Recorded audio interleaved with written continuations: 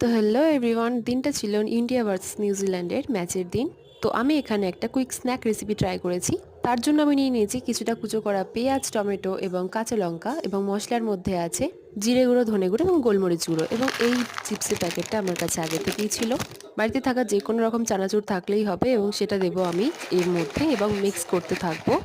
আর হ্যাঁ, আরও একটা জিনিস এখানে আমি দিয়েছি, সেটা হলো ঝুরি ভাজা। বাড়িতে মাসিদের পকোড়া বানিয়েছিল, আমি সেইটাও দিয়ে দিয়েছিলাম এবং সবটা মিক্স করতে শুরু করেছিলাম। আর মিক্স করতে করতে যে একটা অসাধারণ স্মেল আসছিল, সেটা জাস্ট এক্সপ্লেন করা যাবে না। চিপসগুলোকে আমি ছোট ছোট টুকরো করে নিচ্ছিলাম যাতে আমার মাখতে অসুবিধা না হয়। আর ফাইনালি জিনিসটাকে এই রকম দেখতে হয়েছিল এবং অসাধারণভাবে টেস্টি হয়েছিল।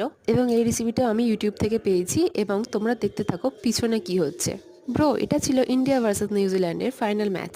তো চলো বাকি ম্যাচটা আমি তোমাদের সাথে শেয়ার করি আমি কত কি দেখলাম। ভিডিওটা আমার ম্যাচ চলাকালীন রেকর্ড করা, কিন্তু তাও আমি মনে মনে জানতাম যে ইন্ডিয়াই জিতবে। মনের ভিতর থেকে ইন্ডিয়া ইন্ডিয়া শব্দ আসছিল। এবং এই হলো ম্যাচ। জাস্ট চারিদিকে অ্যাটমসফিয়ারটা দেখো, অসাধারণ লাগছিল। তখন হার্দিক পান্ডিয়া এবং KL রাহুল খেলছিল।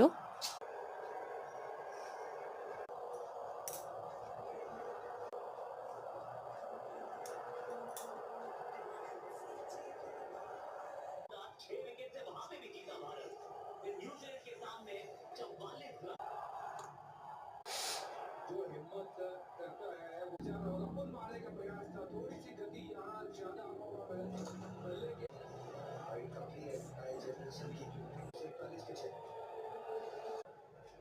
आज बहुत इकोनॉमिकल बैटिंग की गहराई अभी थोड़ों से रेस हो जाए तो ये जीते अच्छा क्योंकि बैट अच्छे से गेंदबाजी जब भी आई बैटिंग नाम में 6 गोल रखे 2 गेंद में 10 जाएंगे वहां भी है जतिन भाई को वैसे ही भाग रहे आज लेकिन इनकी पिक्चर बहुत जीत के बाद अंतर भारत तो वो भी नहीं है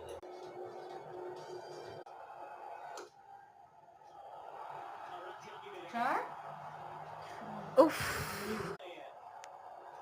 उसकी पाकिस्तान आज भी स्पिनरों ने आज की जीत অস্ট্রেলিয়ার সাথে এরা দুজনেই बहुत बड़ी चैंपियंस ट्रॉफी की